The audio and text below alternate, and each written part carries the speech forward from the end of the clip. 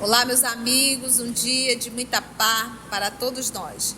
Hoje, exatamente 20 de setembro de 2024, estamos nós reunidos para estudarmos a obra O Céu e o Inferno. Estamos na primeira parte, capítulo 5, titulado O Purgatório. Hoje nós iremos iniciar o item 7. Vamos envolver a nossa irmã Lígia, que irá fazer a nossa prece de gratidão.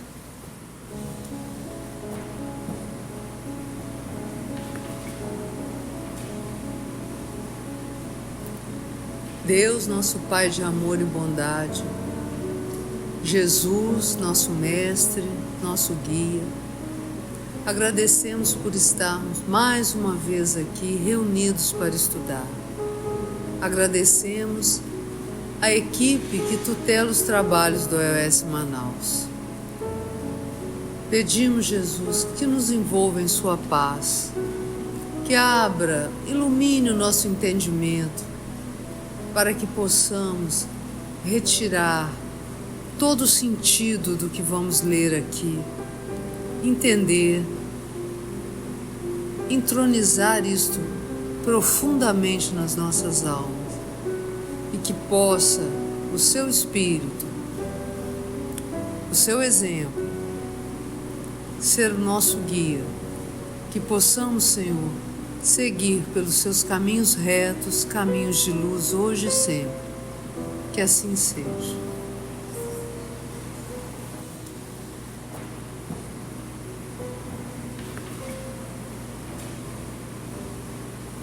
E aí, amigo Augusto, como é que nós estamos nesse estudo? Fala pra tia. Nós estudamos semana passada o item 5 e 6. No item 5, Kardec nos fala que o sofrimento é inerente à imperfeição do espírito. Tanto mais tempo ele sofrerá, quanto mais imperfeito ele for. E no item 6, ele fala da expiação no mundo dos espíritos e na terra, não constitui um duplo castigo para o espírito, mas um complemento, um desdobramento do trabalho efetivo com vista a lhes facilitar o progresso. E hoje a gente vai iniciar o item 7. Bora lá. Item 7. Considerando-se como é grande o sofrimento de certos espíritos culpados no mundo invisível, quão terrível e penosa é a situação de outros, agravada ainda mais pela impotência de preverem o termo desses sofrimentos, poder-se-ia dizer que se acham no inferno, desde que tal vocábulo não implicasse a ideia de um castigo eterno e material. Graças, porém, à revelação dos Espíritos e aos exemplos que nos oferecem, sabemos que a duração da expiação está subordinada ao melhoramento do culpado. A ideia do sofrimento eterno é eterna enquanto nós não realizarmos a nossa mudança. A partir do momento que nós optarmos em seguirmos as orientações do nosso Mestre Jesus, esses sofrimentos deixam de ser eternos. Então nós estamos numa eternidade de sofrimento. Nós estamos há muitos e muitos séculos sofrendo, todos nós, com as nossas escolhas equivocadas. Estamos aprisionados em paixões, em vícios, e isso nos traz muito sofrimento, não só na vida física, mas também na vida espiritual. Por isso é que ele diz, considerando-se como é grande o sofrimento de certos espíritos culpados no invisível, e passar no umbral faz parte. Agora, ir para um vale, aí é muito mais doloroso. Quão terrível e penosa é a situação de outros, agravada ainda mais pela impotência de prever o termo desse sofrimento. Imagina uma pessoa que tem vícios, carrega vícios químicos e vícios morais. Vamos pegar aqui o vício químico, vício alimentar, o vício, a pessoa está vendo, ela não consegue.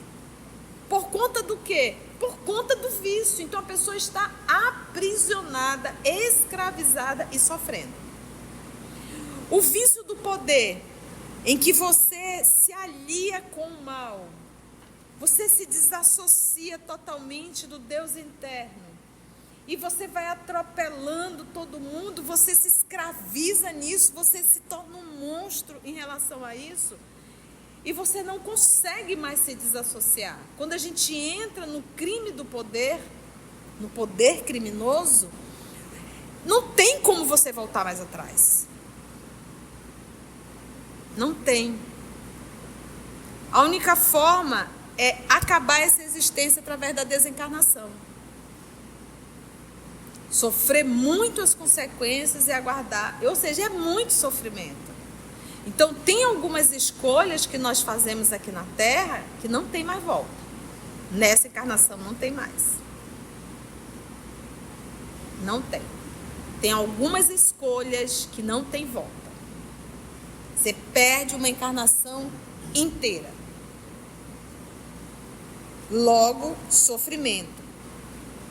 Por isso que ele diz aqui, agravada ainda mais pela impotência de prever o termo, né, de imaginar o final. Não tem, por uma impotência, não tem como resolver. Poder-se-ia dizer que se acham no inferno. Então, o inferno não é um espaço. O inferno é a vida que eu escolhi. Então, nós temos pessoas encarnadas vivendo o inferno. Vivendo no inferno. Desde que tal vocábulo, inferno, não implicasse a ideia de um castigo eterno e material. Material, o fogo que queima. Eterno, que não vai acabar nunca mais. Graças, porém, à revelação dos Espíritos e aos exemplos que eles nos ofereceram, os Espíritos, sabemos que a duração da expiação, ela está subordinada ao melhoramento do culpado. Então, enquanto eu, culpado na condição de responsável, enquanto eu não mudar as minhas atitudes, eu vou continuar sofrendo. E, gente, não é uma coisa de sofrer na outra. Tem muitas expiações que é resultado da minha escolha hoje. A pessoa que é invejosa, ela sofre de ver o sucesso do outro, de ver o bem-estar do outro, de ver a realização material do outro, de ver a beleza física do outro, de ver a sabedoria do outro. Ele sofre, ele vive no inferno. O ciumento vive constantemente no inferno. Para onde ele vira, ele vê mal. Então, esses comportamentos inadequados nos levam ao inferno. Então, o inferno não é algo que está lá. O inferno é uma condição do hoje, do que eu estou aprisionada, do que eu estou vivendo. Quando vai acabar? Quando eu decidi me tornar um humano melhor, quando eu decidi seguir verdadeiramente os passos de Jesus. Aí eu me torno um ser humano livre. Na fala de Sócrates, eu, Sócrates, não sou um homem preso. Eu não estou preso. Preso está quem está aprisionado em seus vícios. Por quê? Porque você não tem liberdade de escolher o que é melhor para ti.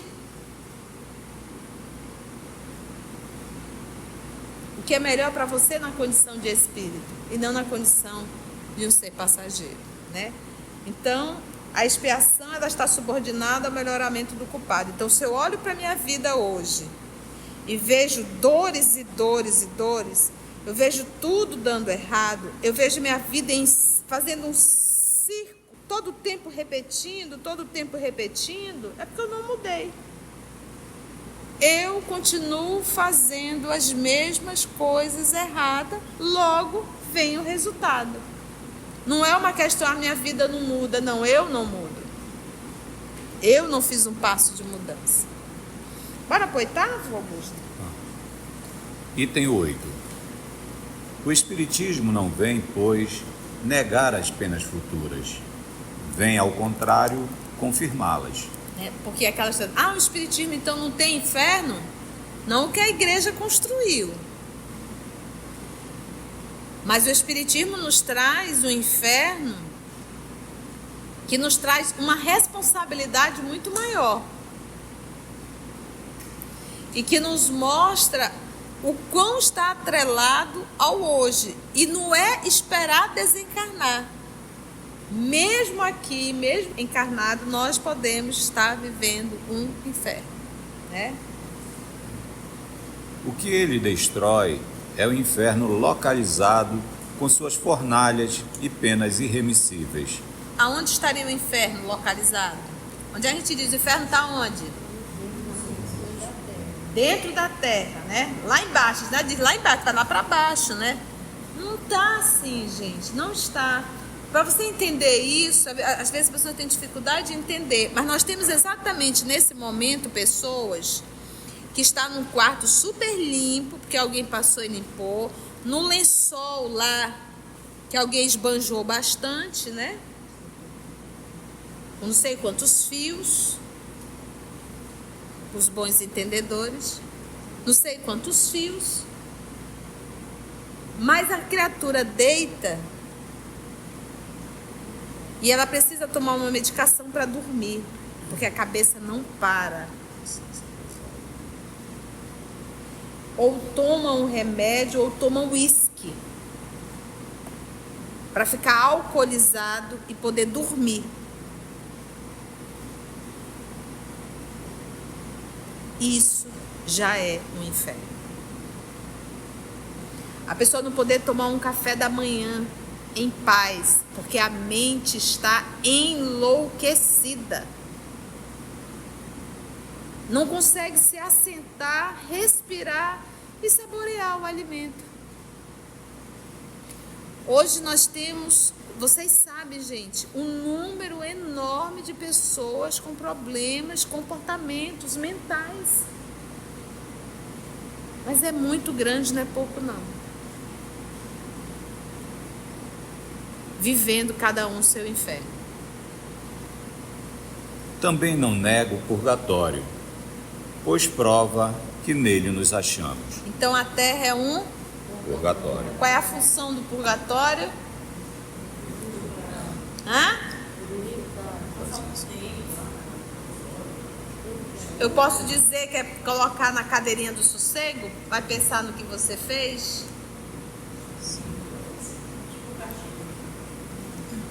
Então a terra é o purgatório.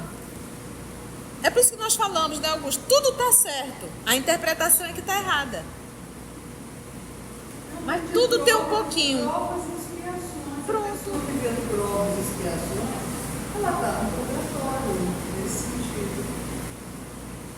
Ao defini-lo precisamente e ao explicar a causa das misérias terrenas, conduz à crença aqueles mesmos que o negam. Repele as preces pelos mortos?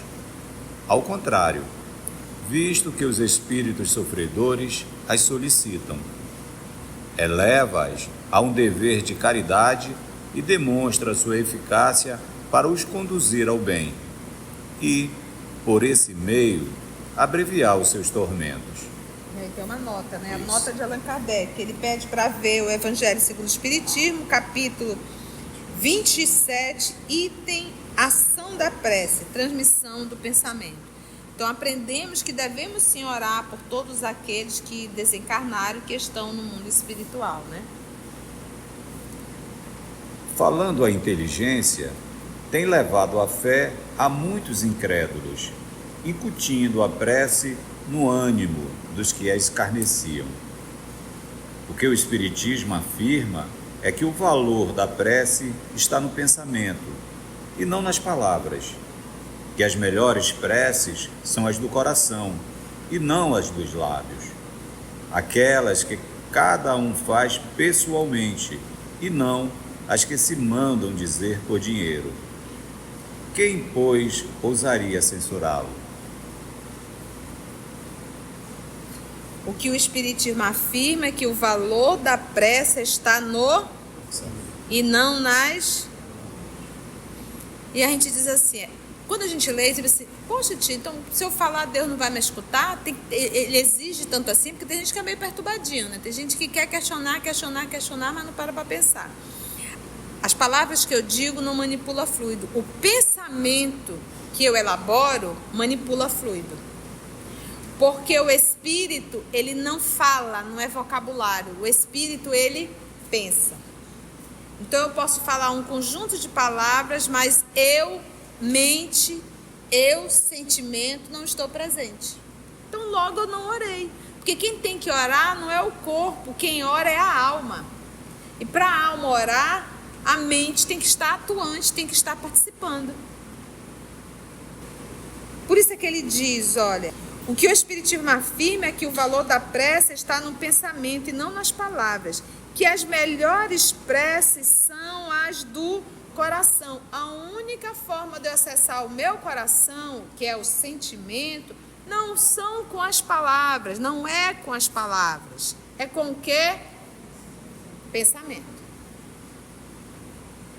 Ele que vai estimular.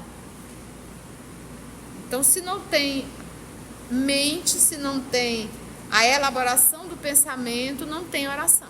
Não tem, não adianta. Eu não manipulo fluido e eu não converso com meu Pai Eterno. Para eu conversar com meu Pai Eterno, eu preciso conversar em espírito e não com boca. Por isso que nós não incentivamos a prece decorada. Então, se você sentar aqui ao nosso lado e dizer, Augusto, faça uma prece. Se for prece decorada, se for palavras prontas, você não orou. Você não fez a oração. A oração é a tua concentração, é o teu sentimento, é trazer Jesus verdadeiramente próximo de você. Que pode ser 2 ou 3 palavras. E já foi o suficiente. Poucos de nós sabemos orar. Quando as palavras se repetem em nossa boca, cada prece que a gente vai fazer, a gente está repetindo as palavras, a gente já caiu num automatismo. O que o Espiritismo afirma é que o valor da prece está no pensamento e não nas palavras, que as melhores preces são as do coração e não as dos lábios. Aquelas que cada um faz pessoalmente e não as que se mandam dizer por dinheiro. Porque o que acontecia? Eu quero que faça uma oração pelo meu pai e pela minha mãe, eu vou lá, pago na igreja para lerem o nome da minha mãe e do meu pai. Vamos trazer para o Centro Espírita. Conceição, ora, Conceição, para o fulano, para o Beltrano. Acabamos de ler. O sentimento é tudo. Eu não conheço a pessoa. Eu não sei nem trazer a imagem da pessoa na minha mente. A pessoa conhece, ama. Quem é que tem mais capacidade de orar? É a própria pessoa. Eu me recordo na época da pandemia, né, Lígia? As pessoas mandavam os nomes e eu dizia, tem que estar presente. E eu, como eu sou um ser humano meio grossa ainda, né? Não sou uma pessoa doce, não sou ainda. Mas eu dizia assim, cadê fulano? Fulano está aqui. Quem é que está aqui? Fulano, mas como é que você manda o nome e não está aqui para orar? Que caridade é essa? Eu dizia, né? Que caridade? Você tem que estar aqui. Tinha pessoas que mandavam 10 nomes e a pessoa não estava ali para orar. Então isso é um absurdo. Então, se eu peço, eu sou a pessoa com maior capacidade para fazer oração, porque eu amo. O que Chico dizia? Oração de mãe arrebenta a porta do céu. Então, Jesus não tem preferência não. Eu vou ouvir só a prece da Conceição. Ele não fala aqui em preferência. Né? Não é isso. Ele fala que a prece verdadeira é a prece do coração. Então, quando você ora verdadeiramente com sentimento, com respeito, com amor, você tem a certeza que você terá uma resposta. Pode até não ser atendido no teu pedido, mas você vai receber um consolo e uma assistência. Porque muitas vezes o que tu pede é algo que vai fazer muito mal. E o papai não dá uma pedra para um filho que pede pão. essa fala não é minha, essa fala é do nosso Senhor Jesus Cristo. Item 9. Seja qual for a duração do castigo e onde quer que ocorra, na vida espiritual ou na terra, terá sempre um termo, próximo ou remoto.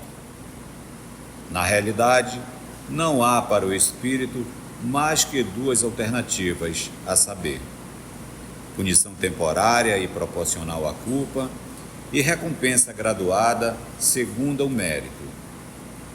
O Espiritismo repele a terceira alternativa, a da condenação eterna.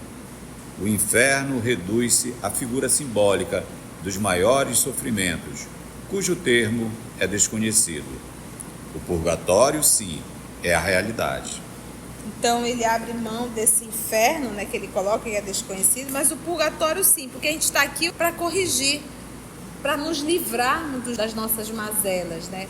E não realmente aquele inferno eterno, né? Ele diz, a punição temporária e proporcional à culpa e recompensa graduada segundo o mérito. Então, resumindo, plantou, colheu.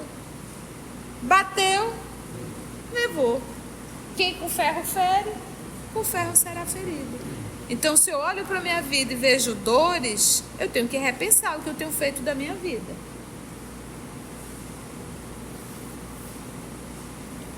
A palavra purgatório sugere a ideia de um lugar circunscrito, aplicando-se por isso mesmo e mais naturalmente à terra, considerada como local de expiação, do que ao espaço infinito onde erram os espíritos sofredores, sobretudo porque a natureza da expiação terrena tem todas as características da verdadeira expiação.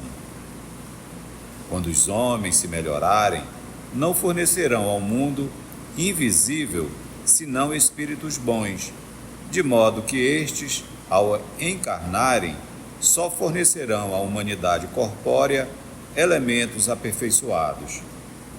Então a terra deixará de ser um mundo de expiação e os homens não sofrerão mais as misérias decorrentes das suas imperfeições. É por esta transformação que neste momento se opera que a terra se elevará na hierarquia dos mundos. Veja-se o Evangelho segundo o Espiritismo, capítulo 3. Se no mundo espiritual tem espíritos perversos, é porque eles estavam aqui na Terra, eram perversos. Como eram perversos, foram para o mundo espiritual e continuaram o quê? Perversos. Agora, quando aqui na Terra nós tivermos já espíritos bons, eles vão desencarnar e nós teremos no mundo espiritual o quê? Espíritos bons. Isso é um fato, gente. A terra deixará de ser um mundo de expiação e os homens não sofrerão mais as misérias que é decorrente das nossas imperfeições. É por esta transformação que neste momento se opera, a terra se elevará na hierarquia dos mundos, né? Então nós estamos nesse processo, nós estamos vivendo um dos momentos mais desagradáveis dentro do planeta. Olha esse momento de fumaça para todos. O Brasil está pegando fogo. A gente não vê lei em absolutamente mais nada. A gente se sente desprotegido de tudo. Dá um desespero até. Porque você não sabe mais para quem recorrer. A gente anda nas ruas e tem escrito nas paredes quem é que comanda aquele lugar. Eu digo, meu Pai, que mundo nós estamos vivendo.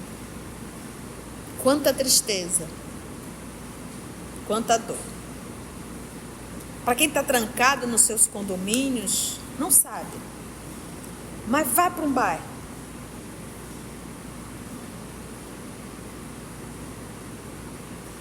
Mas mesmo quem está trancado nos seus prédios e nos seus condomínios, não está podendo respirar.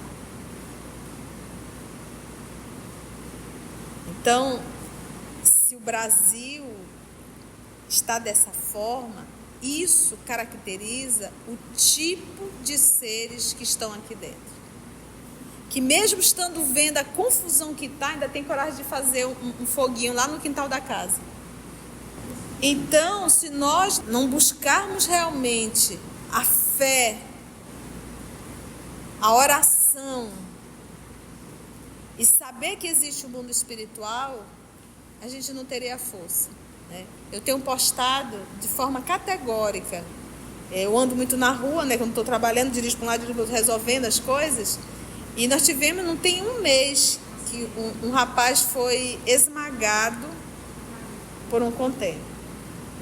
E que é proibido eles andarem de dia, eles teriam que andar à noite. É proibido, já tem essa lei, né, Tarcísio? Nós temos câmeras em Manaus para todos os lados, mas não é para segurança não, é para multar. Se tu está andando com o teu carro, tu não pagou IPVA, daqui a pouco vai chegar. É para isso só, não é para segurança. E se você estacionar no lugar que, por exemplo, de idoso, num supermercado, você pode chegar, daqui a pouquinho vai estar a multinha lá. Então, se eles conseguem ver um carro que está dentro do supermercado, como é que eles não conseguem ver esses trem andando na rua, colocando a vida de todas as pessoas em risco? Então, hoje eu dirigindo, o pessoal fica distante, atrapalha o trânsito. Quem quer ficar do lado deles? É triste, mas essa é a condição do nosso país, de políticos corruptos, né?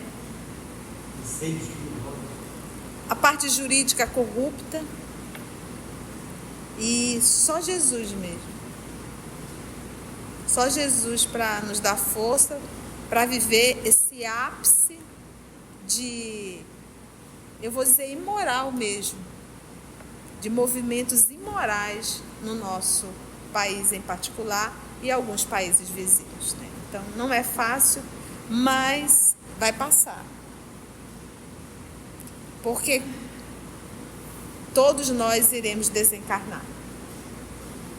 Todos nós temos data de validade. Para finalizar, vamos para o item 10? Item 10.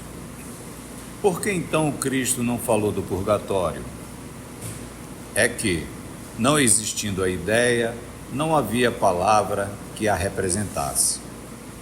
Ele se serviu da palavra inferno, a única usada, como termo genérico, para designar sem distinção as penas futuras. Se houvesse colocado ao lado da palavra inferno uma equivalente a purgatório, não poderia precisar-lhe o verdadeiro sentido sem ferir uma questão reservada ao futuro. Teria, enfim, de consagrar a existência de 2 lugares especiais de castigo.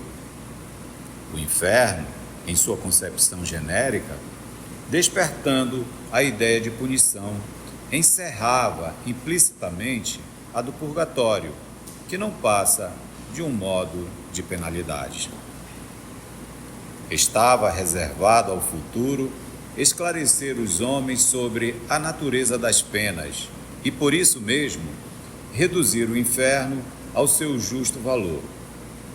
E já que a Igreja, após 6 séculos, houve por bem suprir o silêncio de Jesus quanto ao purgatório, decretando-lhe a existência, é porque julgou que o Mestre não havia dito tudo. E porque não haveria de dar-se, sobre outros pontos, o com que este se deu. Porque inferno já é a tradução, né? Hades. Porque quando foi escrito o Novo Testamento, vamos pegar o Novo Testamento, a gente sabe que ele não surgiu no mesmo período de Jesus. A gente sabe que Mateus fez algumas anotações. Não tem nada do Novo Testamento em hebraico. Nem tinha, porque hebraico era uma língua litúrgica. Deveria ter em aramaico, mas não tem. O que nós iríamos encontrar é só em latim. Mas foi traduzido para o grego. Aquelas anotações foram traduzidas para o grego. Porque quando o apóstolo Paulo saía para divulgar, ele traduzia para o grego. Porque ele levou para os gentios. O aramaico era falado ali na Palestina. Então, o Mateus deve ter anotado em aramaico, mas foi transferido para o grego. Mas o que se tem era em latim e em grego. Então, em grego, a palavra é Hades, que quer dizer o que, Carlinha? Falei para mim? Na mitologia grega, é o deus do mundo inferior e dos mortos. Deus do mundo inferior. Em algum momento, alguém fez essa tradução e criou esse inferno que a gente conheceu aí pela igreja, né? A palavra inferno vem do latim inferno, que significa as profundezas ou o mundo inferior. A palavra latina pré-cristã, inferos, significa lugares baixos. Aí criaram o inferno que a gente conhece, né? Com direito a... Foi bom, gente? Se você chegou até aqui o final, deixa seu comentário. É muito importante a gente poder ler o teu comentário. Não esqueça de curtir para que possa divulgar a página. Dá o seu like, né? E, se possível, faça a sua inscrição no nosso canal e toca o sininho. Porque quando você toca o sininho, o YouTube avisa para você quando o EOS publicar um novo estudo. Então, receba um grande abraço da família EOS Manaus. Antes de orarmos em agradecimento, vamos ouvir algumas considerações da tia que destacamos neste estudo para a reflexão dos ensinamentos. Vamos aos destaques da tia? A ideia do sofrimento eterno é eterna enquanto nós não realizarmos a nossa mudança. A partir do momento que nós optarmos em seguirmos as orientações do nosso Mestre Jesus, esses sofrimentos deixam de ser eternos. Então, nós estamos numa eternidade de sofrimento. Nós estamos há muitos e muitos séculos sofrendo. Todos nós, com as nossas escolhas equivocadas. Estamos aprisionados em paixões, em vícios. E isso nos traz muito sofrimento. Não só na vida física, mas também na vida espiritual. Passar no umbral faz parte. Agora, ir para um vale, aí é muito mais doloroso. Imagina uma pessoa que tem vícios, carrega vícios químicos e vícios morais. Então, a pessoa está aprisionada, escravizada e sofrendo. Os vícios químicos e vícios morais. Vício alimentar, vício químico. O vício do poder, em que você se alia com o mal. Você se desassocia totalmente do Deus interno. E você vai atropelando todo mundo, você se escraviza nisso, você se torna um monstro em relação a isso. E você não consegue mais se desassociar. Quando a gente entra no crime do poder, no poder criminoso, não tem como você voltar mais atrás. A única forma é acabar essa existência através da desencarnação. Então, tem algumas escolhas que nós fazemos aqui na Terra que não tem mais volta. Nessa encarnação não tem mais. Poder-se-ia dizer que se acham no inferno. Então, o inferno não é um espaço. O inferno é a vida que eu escolhi. Então, nós temos pessoas encarnadas vivendo o inferno. Vivendo no inferno. Enquanto eu não mudar as minhas atitudes, eu vou continuar sofrendo. E, gente, não é uma coisa de sofrer na outra. Tem muitas expiações que é resultado da minha escolha hoje. Esses comportamentos inadequados nos levam ao inferno. Esses comportamentos inadequados nos levam ao inferno. A expiação, ela está subordinada ao melhoramento do culpado. Então, se eu olho para a minha vida hoje e vejo dores e dores e dores, eu vejo tudo dando errado, eu vejo minha vida fazendo um círculo, todo o tempo repetindo, é porque eu não mudei. eu continuo fazendo as mesmas coisas erradas, logo vem o resultado. Não é uma questão, a minha vida não muda, não, eu não mudo. O Espiritismo então não tem inferno? Não o que a igreja construiu, mas o Espiritismo nos traz o inferno, que nos traz uma responsabilidade muito maior e que nos mostra o quão está atrelado ao hoje. E não é esperar desencarnar. Mesmo aqui, mesmo encarnado, nós podemos estar vivendo um inferno. Hoje nós temos, vocês sabem, gente, um número enorme de pessoas com problemas, comportamentos mentais. Mas é muito grande, não é pouco não. Vivendo cada um seu inferno. As palavras que eu digo não manipula fluido. O pensamento que eu elaboro manipula fluido.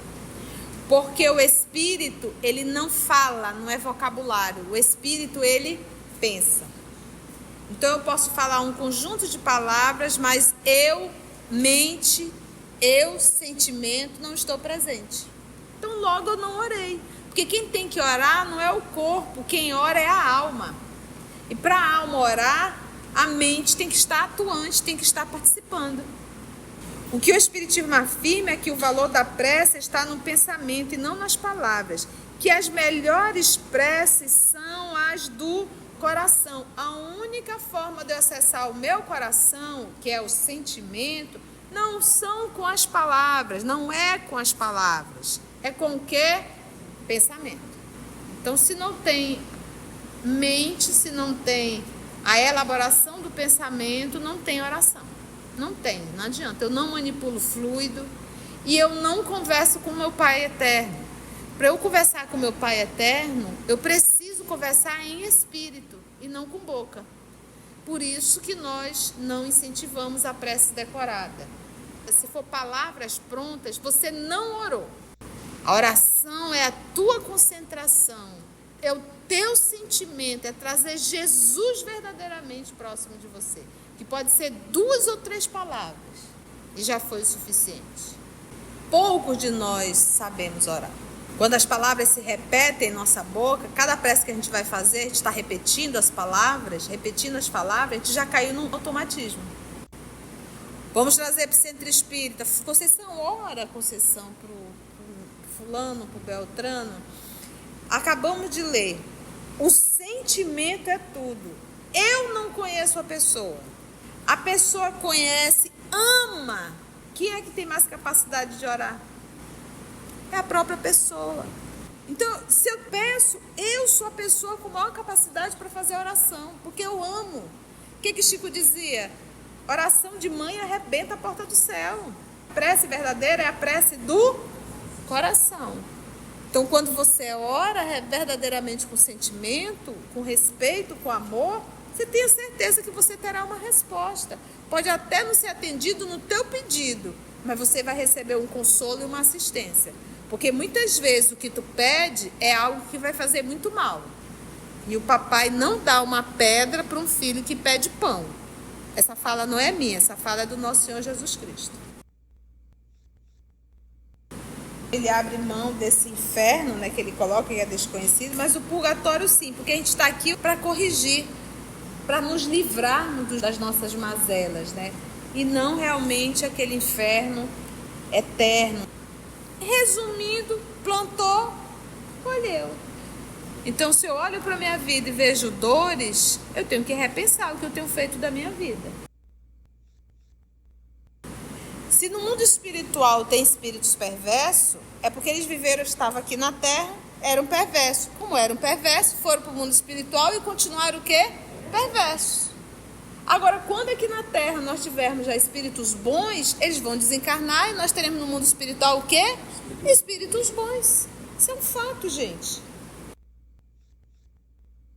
Então, se nós não buscarmos realmente a fé, a oração e saber que existe o mundo espiritual, a gente não teria força. Assim, concluindo o nosso estudo de hoje e agradecendo o nosso Mestre Jesus por mais este momento de aprendizado. Vamos orar? Então agradecemos ao nosso Mestre Jesus por mais uma oportunidade que nos deu de estudo e reflexão, aos nossos amigos espirituais que aqui estão e, se Deus nos permitir, até o nosso próximo encontro. Graça te damos. EOS Manaus. Estudando para servir ao Cristo. Visite nosso site em www.eosmanaus.org. No YouTube, procure o canal EOS Manaus. Participe do nosso grupo no Facebook. No Instagram somos @EOS Manaus. Escute e estude na Rádio Manaus de Estudos Espíritas. Estamos, também, em diversas plataformas de áudio. Procure EOS Manaus, no seu aplicativo preferido. EOS Manaus. Estudando para servir ao Cristo.